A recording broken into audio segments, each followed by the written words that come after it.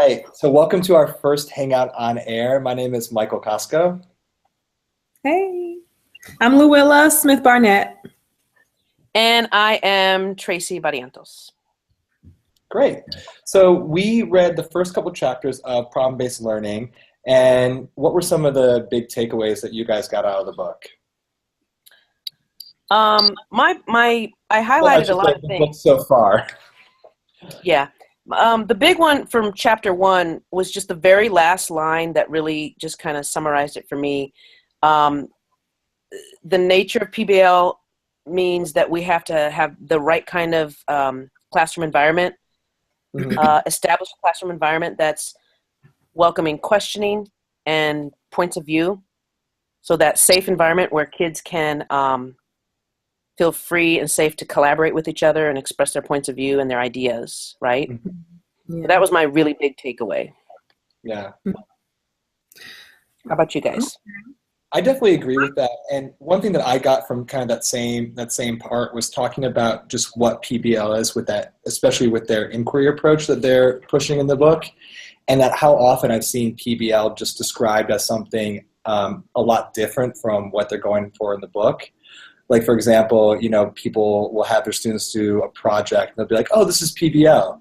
Yeah, you had them do a project, but it really didn't have that inquiry approach. And one thing that I took out of it was if we look at page 8, where they gave all the different examples of different PBL projects, and every single one, the teacher is asking the student to take on a new identity or take on the role of a historian or a scientist or a mathematician.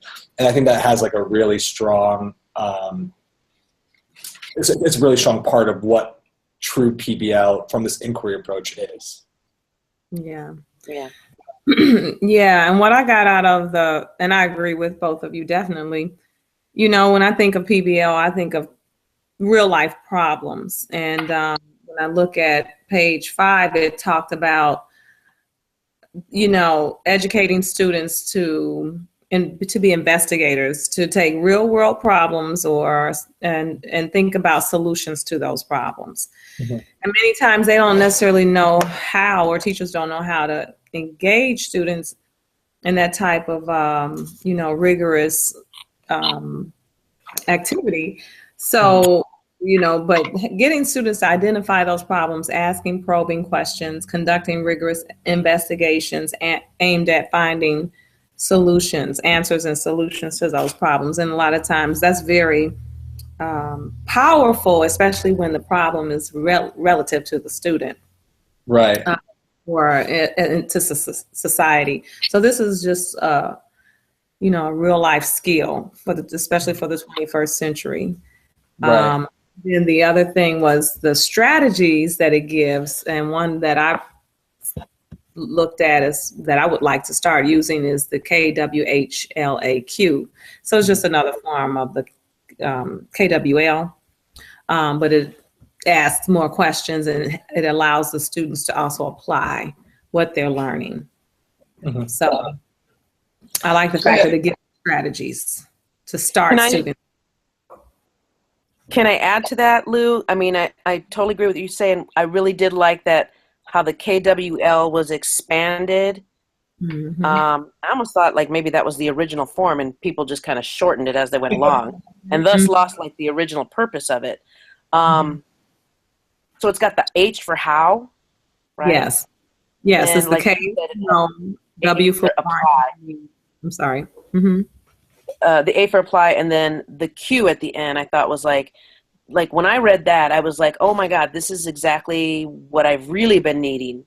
Mm-hmm. I mean, we all use KWL, but like this one really seemed to help us get a little bit deeper, right? Mm-hmm. Mm-hmm. Yes, that A and Q is so effective because it gets students to really think about how will we apply what we've learned to our real lives and to other subjects. Right. And then also thinking about the next projects, because it says, how can you apply this to the next project? And then getting them to think about what new questions do we need, do we have following this inquiry? So I really like that. But it did say it derived from the KWL. So But I agree with you, Tracy. It seems like that's the more logical. But isn't that always how it works though? Is that like just like look at STEM, like STEM becomes STEAM, and then we decided that we left out languages, so now it becomes like STEAML or we're always, as teachers, we're always copying and improving and editing other people's work. But I want to go back to something that you first said about the problem solving, which I think is really important. One thing that when you were talking came to mind is, I'm not sure if you guys went to Google Palooza this summer, but I missed it. Oh, it was so great. But Jamie Casa, had a good meeting.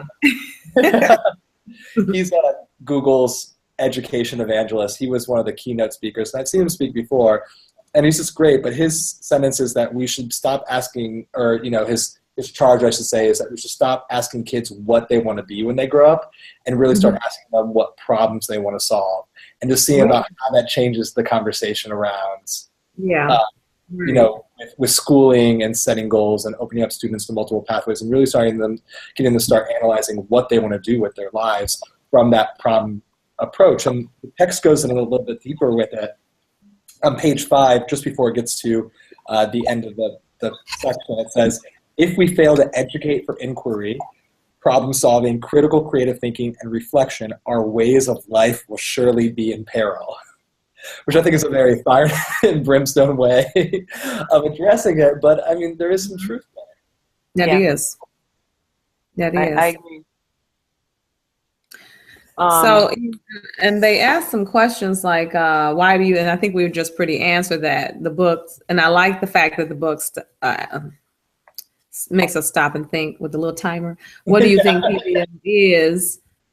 I mean, why do you think PBL is so important in today's educational setting? And I think we pretty much just, hit on why, because we want our students to be proactive. We want them to be active learners in their, not just in school, but in real life. We want them to be active participants in society and help solve real world problems that affect not just them, but the society as a whole.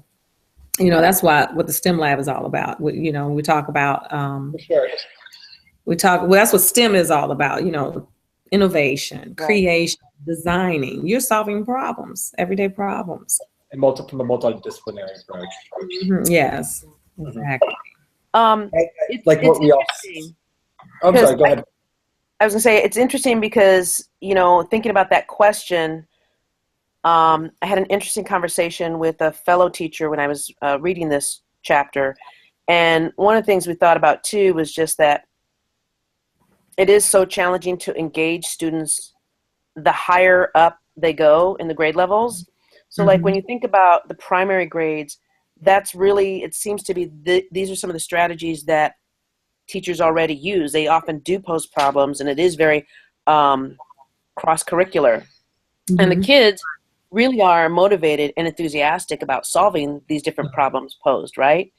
And then something happens like right along, 5th, 6th, 7th grade, and suddenly, I teach 7th grade, and I have taught 7th grade for a while, but like suddenly, like, you kind of have these students sitting before you that are really kind of passive learners, kind of waiting, right, for somebody to light the fire. And so, yeah, what you're saying, I mean, we need a STEM lab in our school, but I think what I really like about this is that to me is what's so important, is it gets back to the basics of what really works to motivate students, right? Real problem. You said that something happens. I think we know what that is that as students get closer to 6th, 7th grade, is that we have more emphasis on their testing.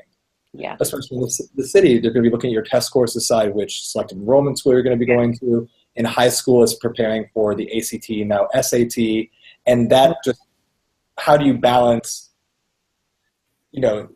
developing students that are able to solve problems, and test prep, which kind of requires students to be in a more passive position. Right. Right. Exactly. So students, especially, and not only that, as students get higher up, they're asked to process information at a higher level, and they're asked to think critically and research and you know, when you think about all of the types of research papers that they will have to do at higher levels, the different types of writing, even when they get ready to go to some high schools, they have to write essays. They have to write about how they can approach a problem and what they would do to solve a problem in certain hypothetical situations, or not even necessarily, well, hypothetical situation, but placing themselves in a real world situation. And then especially for college, Mm-hmm. you know, what would you do? You know, create what scenario could you, you know, help solve a problem in? And then they have to do community service, which is identifying a problem as well. But in terms of of education in the classroom, you know, when we talk about the elements of PBL, because the book also talks about the elements of PBL, starting with a problem statement. And it gives an example of, like, you know, you're a paleontologist, or is responsible for. So I think that's important too. I think you mentioned that, Tracy. One of you mentioned it just a few minutes ago about taking on the role of a you know, a worker, somebody in a field that has a problem to solve, which is true, you know, which is real. Everybody has some type of problem that they have to give answers to or solutions to. You know, ours is helping students learn. You know, how do we help students learn? So and we don't stop at just like one thing. You know, mm-hmm. we keep going, and kind of reminds me of back at our first MSU experience. I think it was the first one in July.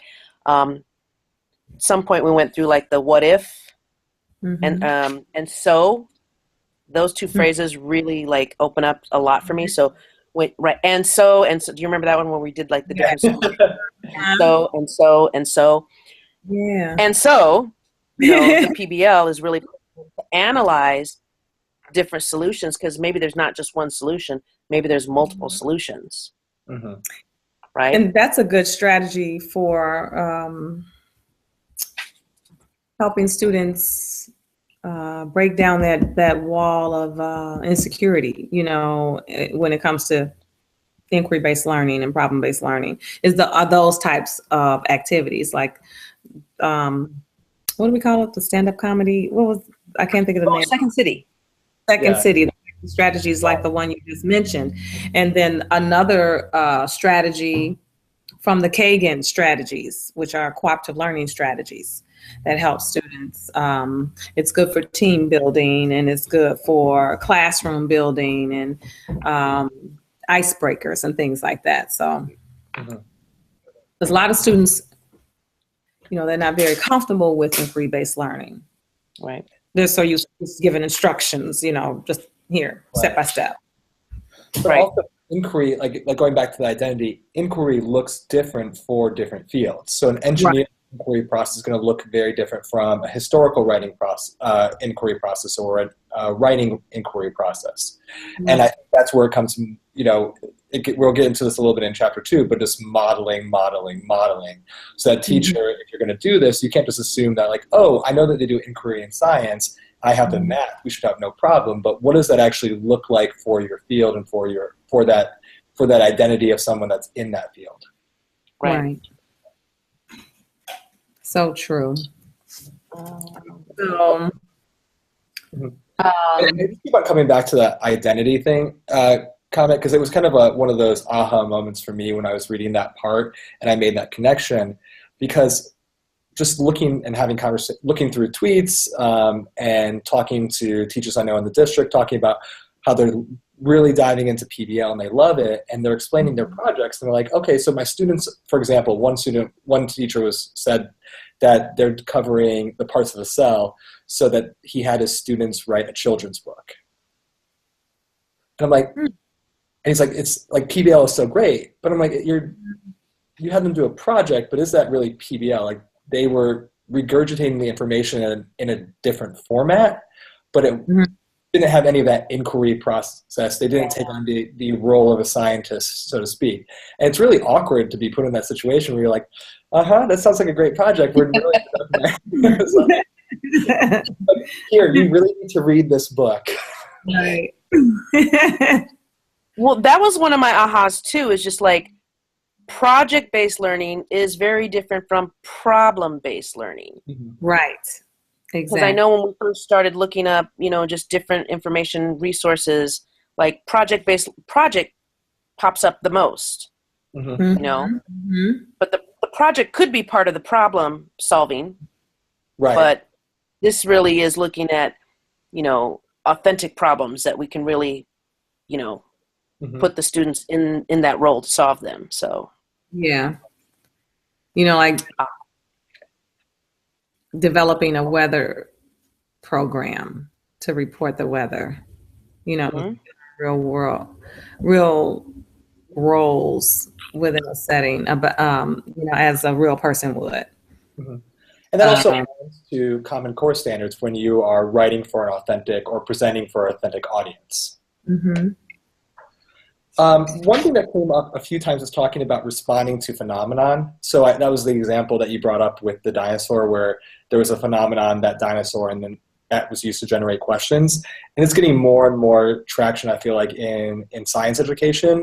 In NGSS, there's constantly using phenomenon to drive student questioning. I'm just wondering if you've seen that has it gone to your classrooms or your professional learning communities at all? Or is that something brand new? You say using student experiences to drive student questions? Presenting a phenomenon to a student. So the example of the dinosaur in the rocks that the teacher gave in the book, that would be a phenomenon based. So you're presenting students with phenomenon and then asking them to explain it.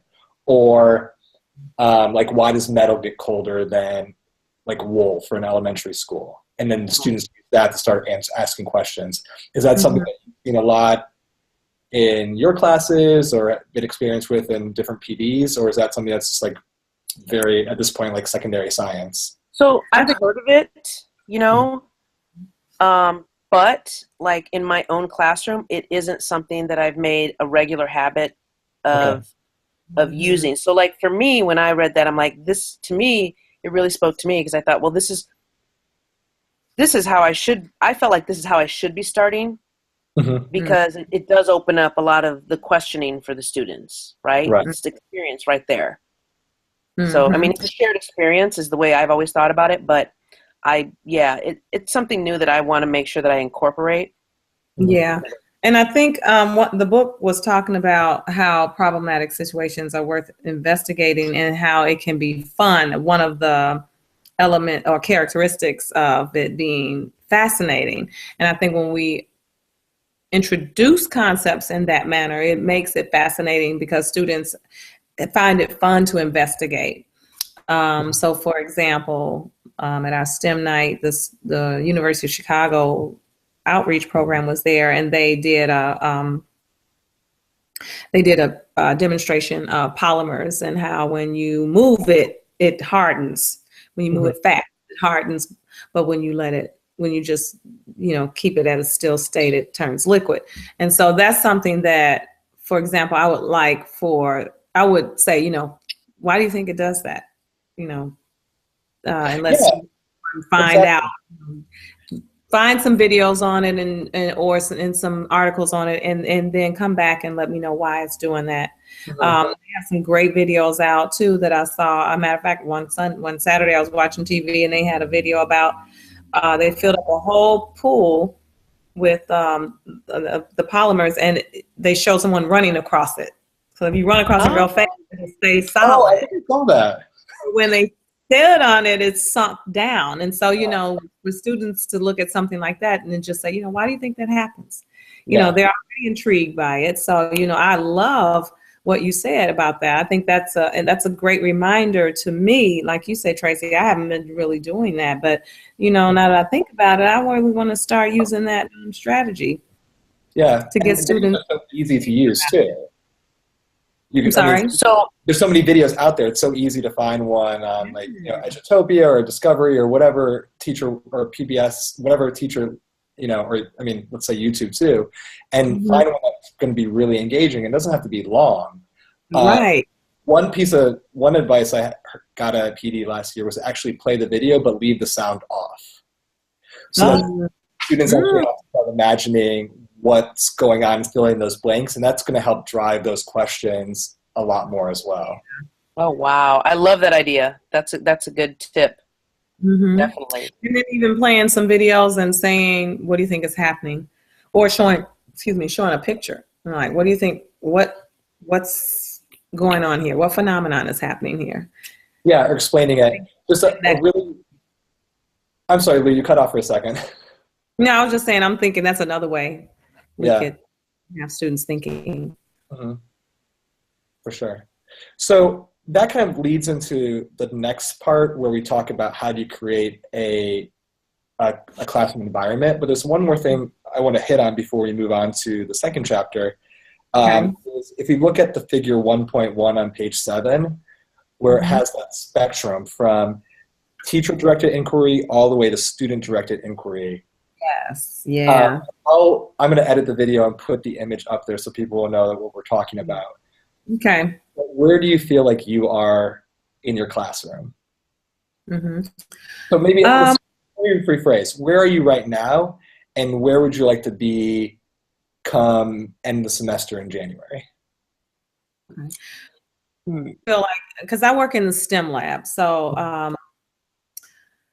what I'm seeing is students are kind of taking the leap, and we introduced this year to them saying, we always introduce this to our students, that we are facilitators, that we're not going to direct them with everything.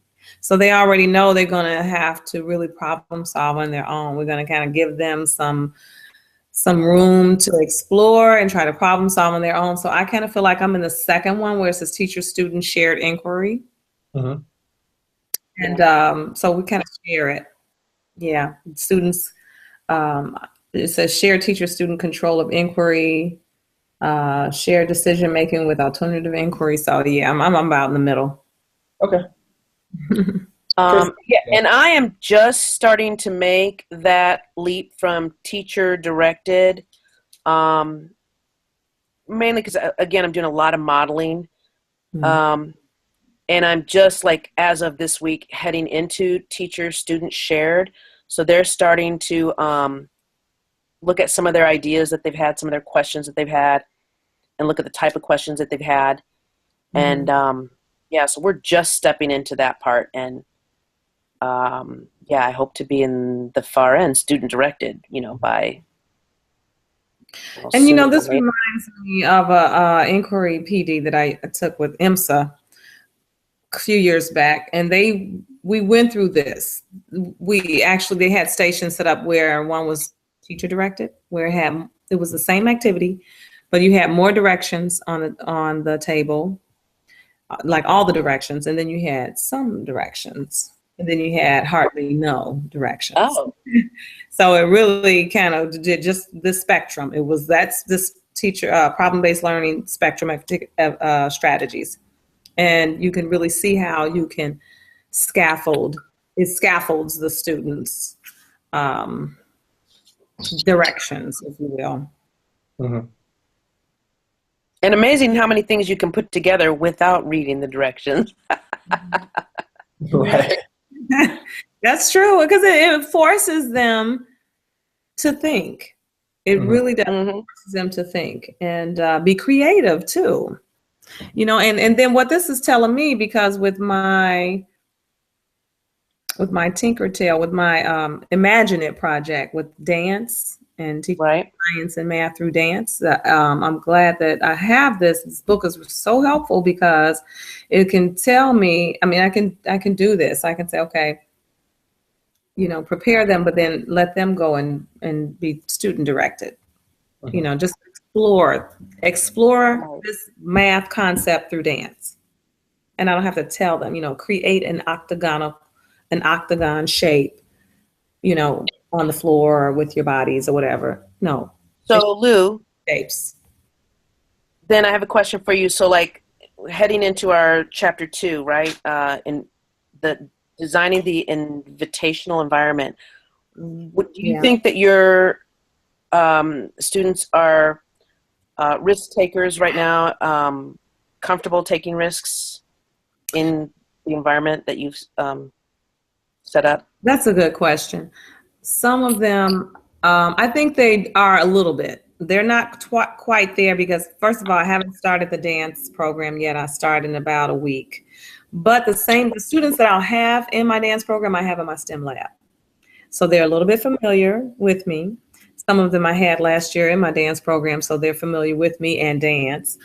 So that said, I think they're about midway comfortable. I can see if they were brand new students, I don't think they would probably be as comfortable. But they're really learning a lot more about STEM, and they're really most of them know me. So that said, they may be more easygoing, more comfortable with trying. How about you, Michael? I wish I would have read this book before school started. I've been diving into more student-directed. So my environmental science students who are seniors are doing 20% projects this year. So first round, they had 6 weeks to work on their project, and then we're just going to get it a little bit longer each time. And I just assumed that they would love the freedom and just like dive into it and be on board. And it's not been the case. Say more about that. What do you mean? Yeah, and I mean, this actually goes into like our final question. We're talking about how do you create an environment that's really supportive of this type of learning. So, you know, I did a lot of work with students trying to identify what they're passionate about. They're, you know, ready to go. I think I missed the modeling part that we talked about earlier.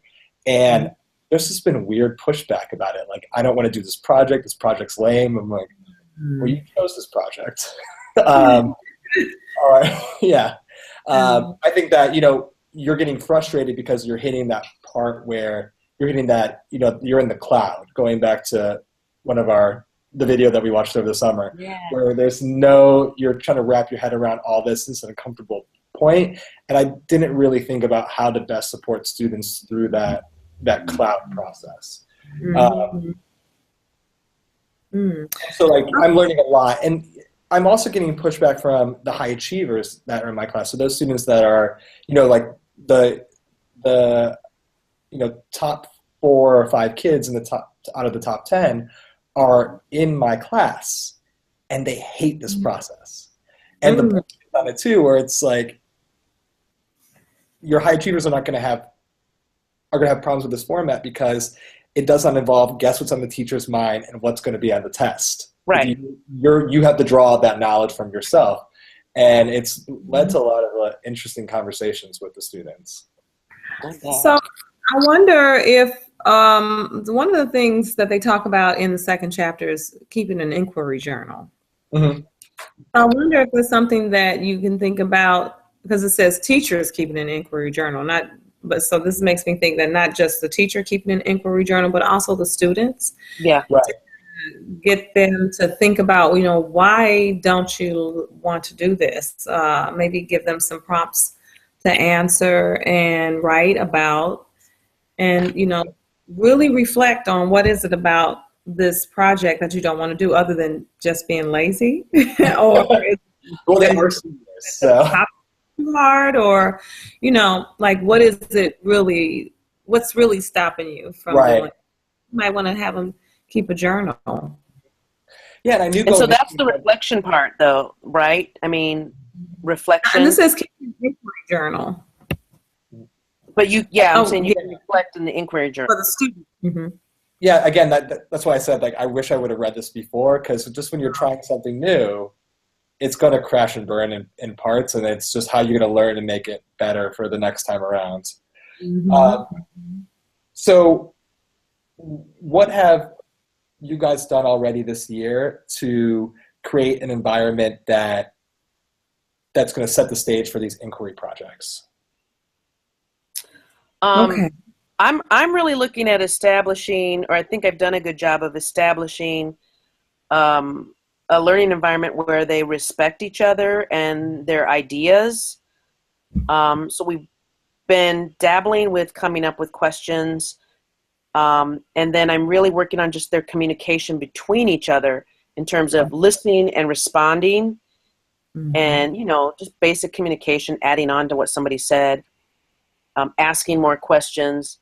So that part I've got, and the teacher modeling, you know, how we do different investigations, that I've got down. But like I said, now we're getting to the point where I want them to start taking a little bit of lead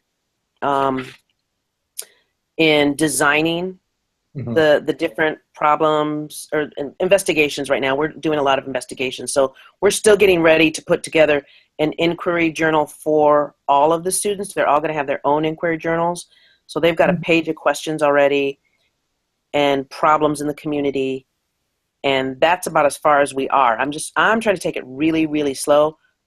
So I would say I've got a good environment for people respecting each other and listening to each other. And now we need to go to like the next step. Right. So working together, collaborating. Okay. What I've been doing is, when students come to the STEM lab, they are not allowed to work individually. Each station has 2 chairs, so you have to work with someone. I like that. Of course, yeah, of course. The thing about the STEM lab is it's there to prepare students for the 21st century. And part of working is you have to work with people. So they're learning social skills and work skills in which they have to learn to work with people that they don't necessarily like. And so, you know, we really haven't, once we started the year explaining that this is the expectation, we really haven't had a whole lot of pushback from the students. Not to say we haven't had any, because we have, but we make them think, we make them sit down and talk to each other about, you know, this is your job. You have to get this job done. So anyway, teamwork has been a big idea in my STEM lab. And so that said, we've used Kagan strategies like think, pair, share, hand up, stand up. What is it? Hand up, stand up, pair up, for them to talk about a topic, just to get to know each other and break the ice. So those types of things. And then once they're finished working on a project, first of all, they have to work on the one project together. So they're using the Google Drive and the Google Classroom to kind of share documents with each other. If one person is not there, the other person can access it because it's in the Drive. So they're sharing things. So teamwork, sharing work, using e-portfolios to reflect on their work together. They're both responsible for it. And then using exit slips to talk about what they learned together, how they can apply what they learned. How does this relate to a real world career? So those are the things that I've been trying to do to kind of get students to, you know, work well together. And I think that was your question. Work well together? Or to make them more open to inquiry. So I think everything you said definitely has they have the organization, they have the teamwork skills. Yeah. Yeah. I guess my main thing has been trying to take the emphasis off of me as the giver of knowledge and, you know, taking on more of that facilitator role. And just working with the students about, you know, you can do this. There's no right or wrong answer to these questions, and really having open-ended projects to start generating that in the hopes that that will carry over to the 20% projects. But now, you know, from reading this book and speaking with you guys, I know that my next step really has to be to go back and do some more of that modeling and using those metacognitive question stems to walk them through an inquiry process myself, so that they have that to draw upon when they go through their own. And one more thing, the other thing that I do is I use a 3 before me rule. So if you have a problem, if they're stuck, they have to find 3 ways to solve their problems before they can ask me or the other STEM specialist. So they can Google it, or use the menu, or they can ask a peer who may already know how to do it. So they have to be able to problem solve. So that's definitely one way that I think, one strategy that is preparing them for PBL. Right. That's great.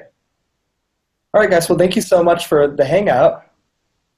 Thank you. Thank you. Looking forward to see everyone again in December. Yeah. Sounds good. Thank you. Can't wait. Have a good night. Talking to you all. Good night. All right. Bye. Bye.